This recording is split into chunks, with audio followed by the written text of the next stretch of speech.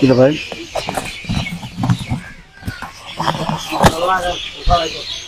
আউযু বিল্লাহি মিনাশ শাইতানির রাজিম বিসমিল্লাহির রহমানির রহিম নাহমাদুহু ওয়া নুসাল্লি আলা রাসূলিল কারীম আম্মা বা'দ আউযু বিল্লাহি মিনাশ শাইতানির রাজিম বিসমিল্লাহির রহমানির রহিম।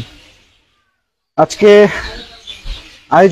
মানিকগঞ্জের যেই মিলন মেলার আয়োজন করেছেন, আমি ধন্যবাদ জানাচ্ছি মিলন মেলায় যারা আয়োজক কমিটিতে আছেন এবং দূর দূরান্ত থেকে যারা সেন্ট্রালের নেতাকর্মী নেতৃবৃন্দ আজকে আমাদের এই প্রোগ্রামে এসেছেন, সবাইকে আন্তরিকভাবে শুভেচ্ছা এবং অভিনন্দন জানাচ্ছি।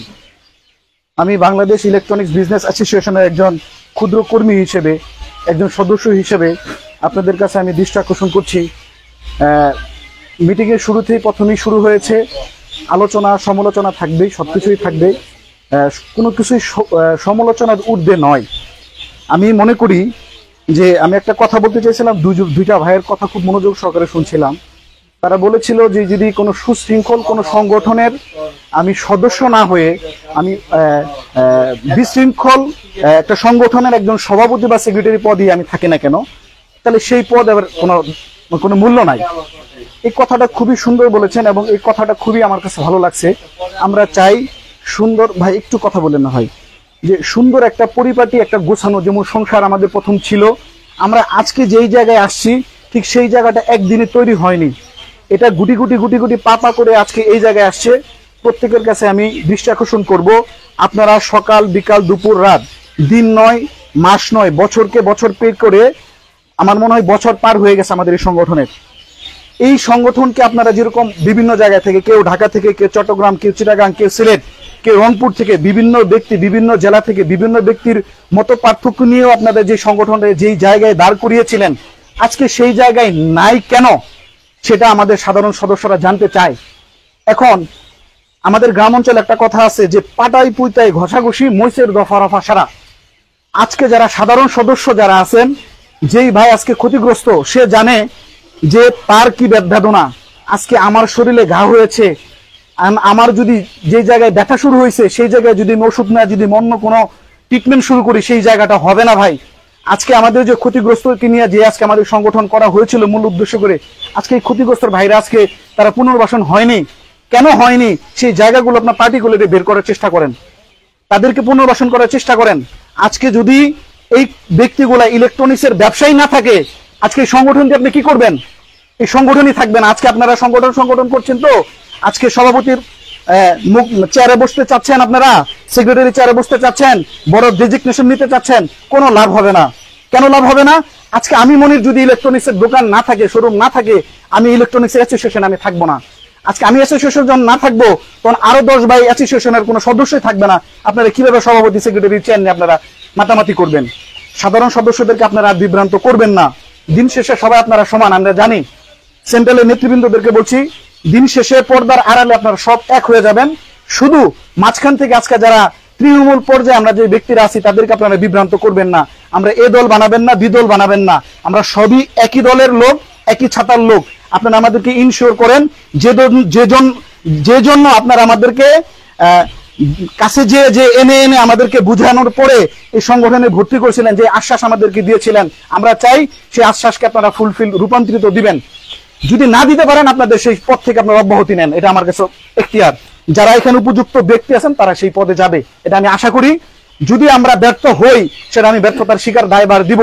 যদি আমাদের এখানে মনোমালিন্য থাকে কারোর মধ্যে, আজকে একটা কোনো বিষয় সংসারের মধ্যে বলেছেন, যদি মা বাবা ঝগড়া হয় সেখানে যদি নিকোজিয়েশন হয়ে যায়, আলহামদুলিল্লাহ সংসার টিকবে। যদি সে সংসারে ফাটল সৃষ্টি হয়ে যায়, তৃতীয় পক্ষ এখানে কাজ করে ইন্ধন দেয়, তাহলে কোনোদিন এই সংসার কোনোদিন টিকবে না, এই সংগঠন টিকবে না। আমরা আজও কেন বুঝতেছি না যে আজকে এখন তৃতীয় পক্ষ কাজ করে আমাদের সংগঠনকে ফুসলিয়ে আজকে সংগঠনকে বিনষ্ট করছে। সম্মানিত নেতৃবৃন্দ, সম্মানিত ভাই ও বন্ধুগণ, আপনাদেরকে দৃষ্টি আকর্ষণ করছি যেন আজকের এই সুন্দর সংগঠন হচ্ছে সাংগঠনিক কাঠামো, এই সাংগঠনিক কাঠামো যেন কোনোভাবেই বিনষ্ট না হয়। তৃতীয় পক্ষ মদতদাতাদেরকে যেন আমরা কোনোভাবেই প্ল্যাটফর্ম না দেই। আমরা আমাদের যে সমস্যা আছে আমরা একই প্ল্যাটফর্মে বসে আমরা একইভাবে আমরা নিকোজিয়েশন করব, কার কি প্রবলেম, কার কি সমস্যা। এখানে প্রথমত আমি একটু কথা বলতে দিবেন কাইন্ডলি। এখানে কথা উঠেছে এই অর্থের কেলেঙ্কারি। অর্থ সচ্ছলতা থাকবে, এটাই স্বাভাবিক। কারণ সংগঠনের মধ্যে সভাপতি, সেক্রেটারি, জয়েন্ট সেক্রেটারি, সাংগঠনিক যত পদই থাকুক না কেন, সংগঠন টিকলে সাংগঠনিক পদ থাকবে আপনার।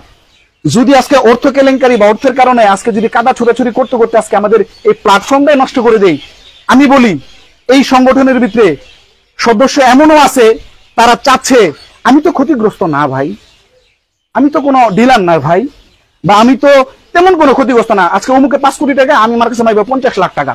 আজকে 5 কোটি টাকার মামলার ও ভাট টানুক, আমি 50 লাখ টাকার ঋণ আমি যাবে একটু দেখবো। আজকে এই 5 কোটি টাকার যে ভাই ক্ষতিগ্রস্ত হয়েছে, তাকে যদি আমি পুনর্বাসন করতে না দেই, তার ভিতরে ইন্ধন আছে যে সে না হোক। আজকে দেখেন যে ভাইগুলো আসছেন, ওই ভাই একটু আগে বলে গেছেন যে ইলেকট্রনিক্সের ব্যবসা যারা করে, দেখবেন এলাকার মধ্যে যারা মোটামুটি প্রভাবশালী, যাদের ফ্যামিলি ব্যাকগ্রাউন্ড ভালো, যারা রিচ পরিবারের, সেই মানুষগুলো আজকে কেন যে একটু আগে বলে গেল আজকে লেজ কাটা হয়ে গেছে আমার যে কাটছে আমি আরেকজনের কেন কাটে না সেই ব্যবস্থা করতেছি। আজকে কেন সংশোধন হবে না? আমি আরেকটা কথা বলি এখানে, আমি যেহেতু সংগঠনের সাথে মোটামুটি বেশ কিছুদিন আছি, আমি শুনেছি আমি কোনো ক্ষতিগ্রস্ত না, যেহেতু আমার ভাই ক্ষতিগ্রস্ত সেজন্য আমি ক্ষতিগ্রস্ত। আমি ওয়ালটনের একজন ডিস্ট্রিবিউটর ডিলারশিপ, আমার কাছে ওয়ালটন একটা টাকাও পাবে না। কিন্তু আজকে আমি সংগঠনে আসছিলাম একটা উদ্দেশ্য নিয়ে। সেই উদ্দেশ্যটা ছিল আমরা একই প্ল্যাটফর্মে, যদি সেলুন যারা করে তাদের যদি সংগঠন থাকে, আমাদের কেন সংগঠন থাকবে না? আমরা কেন, এর জন্য আমি সংগঠনে এসেছিলাম। কিন্তু সেই সংগঠনে এসে আমি কি পাচ্ছি, রাত 12টার সময় মেসেজ আসে হোয়াটসঅ্যাপে, কলিং আসতে হবে, আসতেছি, সেখানে আননেসেসারি কথা, অমুকে খারাপ, অমুকে খারাপ, অমুকে খারাপ, অমুকে বয়কট করো, অমুকে বাদ দাও, অমুকে ডিলেট করো, অমুকে আনো, এই বিষয়গুলো আলোচনা হয় ভাই। কেন ভাই? আমারও সংসার আছে, আমার ঘরে মা আছে, আমার ঘরে বাচ্চা আছে, ওগুলো বন্ধ করেন। একটা রুলস রেগুলেশন থাকবে, এই কটা থেকে এই কটা পর্যন্ত কথা, আননেসেসারি কোনো আলোচনা করা যাবে না ভাই। এখানে কোনো গ্রুপ থাকবে না। একটা গ্রুপে মেসেজ দিতে গেলে সে যদি কোনো ব্যক্তি, আমি থাকি কেন আর উনি থাকুক কেন আর উনি থাকুক কেন, সেখানে কেন এই প্ল্যাটফর্মের মধ্যে ব্যক্তিগত ইস্যুকে কেন্দ্র করে সে ফ্যামিলি নিয়ে কেন কথা বলবে? কেন আপনি তাকে তার মা বাপ করে গালি দিবেন? কেন তারা কথা বলবেন? আমি এটাকে তীব্র নিন্দা জানাই এবং তীব্র প্রতিবাদ জানাই। আমি চাই না আপনাদের মতো সুশীল ব্যক্তিদের এই চেয়ারে সুন্দর করে বসে থাকার মতো আমি চাই না। এই জন্যই চাই না যেই চেয়ারে বসে আপনারা সম্পূর্ণ কিছু আপনারা কন্ট্রোল করতে না পারেন, তাহলে আপনাদের পদ ছেড়ে দেন, আপনাদের যে পদে আছেন এই পদকে আপনারা বয়কট করেন। আমি ব্যক্তিগত ভাবে বলতেছি, আপনারা যারাই আছেন না কেন, আপনাদের দিকে সবাই আমরা তাকাই থাকি ভাই, আপনাদের দিকে আমরা তাকাই থাকি। আজকে ওই উমুক এক প্যানেল, উমুক এক প্যানেল, আপনারা সবই এক প্যানেল আমরা জানি, কিন্তু আমাদের সামনে এসে দেখা যাচ্ছে দুজন দুই গ্রুপ, দুই প্যানেল। এই নাটক বন্ধ করেন। একটু আগে ভাই বলে গেছেন কথাটা অশ্লীল, তারপরে বলছি এই পরকীয় রাস্তা বন্ধ করেন, একই জায়গায় আসেন, সংসার আবার নতুন করে শুরু করেন। জীবন সংসার বিবাহ হওয়ার পরে, ডিভোর্স হওয়ার পরেও কিন্তু আমার সংসার হয় কিনা ভাই? হচ্ছে। আমাদের এখানে ব্যক্তিগত আক্রোশ থেকে আমরা অনেক সময় সুন্দর সম্পর্ক ছিল, আজকে এখানে অনেক ব্যক্তিদের সাথে আমার সম্পর্ক, সে মুখ দিকে তাকাচ্ছে না, আমি দেখতেছি সে আমার দিকে তাকাচ্ছে না, অথচ সে ব্যক্তি আমার সাথে দেখা হলে মুখ করে বুক মিলাইতো, সে তার মুখ কালো করে কথা বলতেছে, আমি তার সাথে দেখা হলে তার দিকে আমি তাকাইতেছি না কেন? তার সাথে আমার একটা বন্ধ হয়, মুখ বেড়ে শুরু করে দিচ্ছে। এই জিনিসটা বন্ধ করতে হবে কাইন্ডলি। যদি আপনার ব্যক্তিগত আচরণ থাকে তাহলে আপনি এখন প্ল্যাটফর্মে বলেন মনে আপনার এই আচরণটা ভালো লাগেনি, যদি আমি শুধরাতে পারি আমি আজকে শুধরাবো, না হলে আমি নিজে হাতে বলে দিব যে আমার পক্ষে সম্ভব না, আমি সংগঠন থেকে চলে গেলাম। কিন্তু এই সংগঠনকে নিয়ে আপনারা কেউ ওই গ্রামের গুটি বানাবেন না, তা আমাদেরকে বানাবেন না। আপনাদের কাছে আমার করজোর অনুরোধ, আমি অনেক কথাই বলেছি, যদি আমার কথার মধ্যে ভুল থেকে ক্ষমা দিয়ে সুন্দর দৃষ্টিতে দেখবেন।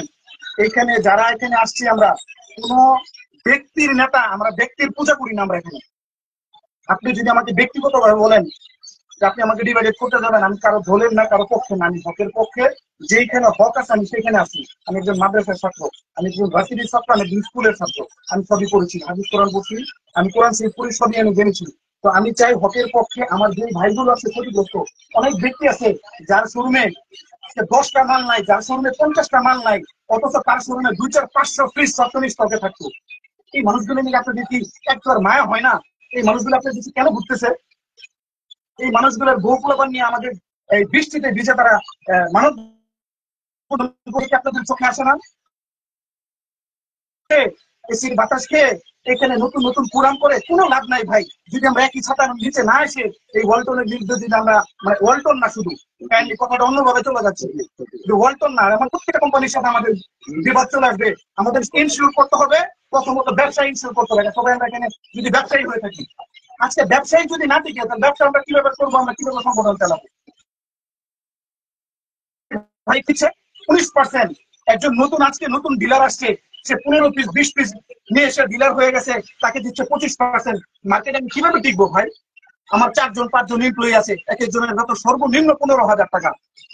আমার একটা 6,000 স্কোয়ার ফিট শোরুমের বেতন ভাড়া হচ্ছে 45,000 টাকা। আমার নেট বিল, ডিশ বিল, সিকিউরিটি বিল এগুলো কে দিবে ভাই? আজকে আমার এলাকার মধ্যে প্রত্যেকটা অনুষ্ঠানে আমাকে চিফ গেস্ট করতো। আমি মানুষ ছোট, কিন্তু আমাকে তারা অন্য দিক থেকে তারা চিন্তা করে দিয়েছে, ছোট বয়সে সে অনেক দূর পর্যন্ত চলে গেছে, আমাকে তারা মূল্যায়ন করতো। আমি অনেক জায়গায় অনেক স্পন্সর হিসেবে দিয়েছি, কারণ ব্যবসা ভালো ছিল, কিছু সময় স্পন্সর বলছি। আজকে আমাকে কেউ ডাকে না, কেন ডাকে না? আজকে তো আমার পকেটে মাল নাই, আজকে আমি ক্ষতিগ্রস্ত হয়েছি। আজকে ঠিক আপনারাও ঠিক এরকম ব্যক্তিগুলো যারা যারা ছিলেন, তারা প্রত্যেকে এই পজিশনে ছিলেন। আমরা চাই প্রত্যেকটা ভাই যেহেতু ক্ষতিগ্রস্ত, সেই সুবাদে আমি ক্ষতিগ্রস্ত। যদি আপনি আমাকে বলেন আপনি কতটুকু ক্ষতিগ্রস্ত, আজকে আমার ভাইরা যেহেতু ক্ষতিগ্রস্ত, সেই সুবাদে আমি ক্ষতিগ্রস্ত। সম্মানিত সাথী ও বন্ধুগণ, সবাইকে আমি আবার বিশ্বাস করছি, আমরা আবারও এই মজলিস শেষে, এই প্রোগ্রাম শেষে সবার কাছে আমার দৃষ্টি আকর্ষণ থাকবে, আমাদের যে সমস্যা, ইন্ডিভিজুয়ালি যে প্রবলেম, আপনাদের মধ্যে এই সমস্যাটা সমাধান করে ফেলবেন। নতুন করে কমিটি দিবেন, নতুন করে পদ ঘোষণা করবেন, নতুন করে সাংগঠনিক কাঠামো তৈরি করবেন, আপনারা নির্ধারণ করবেন। আমরা চাই না এই নিয়ে আর কোনো ঝামেলা হোক, আর কোনো বিবাদ হোক। আমি একজন সক্রিয় কর্মী হিসেবে, নগণ্য কর্মী হিসেবে আপনাদেরকে আবারও বলতেছি, যদি আপনারা না পারেন তাহলে আপনার অব্যাহতি নেন। এই বলে আমি আমার সংক্ষিপ্ত বক্তব্য শেষ করছি। আসসালামু আলাইকুম। ধন্যবাদ। বক্তব্যের মাঝে আমাদের অনেক কিছু উঠে আসছে, সে যে বক্তব্য দিচ্ছেন, সবার ভাষা, সবার চাহিদা, তার যে বক্তব্য দিচ্ছেন, সবাই বুঝতে পারছেন আমরা কোন অবস্থায় আছি, ক্ষতিগ্রস্ত আমরা কোন অবস্থায় আছি, সব মিলে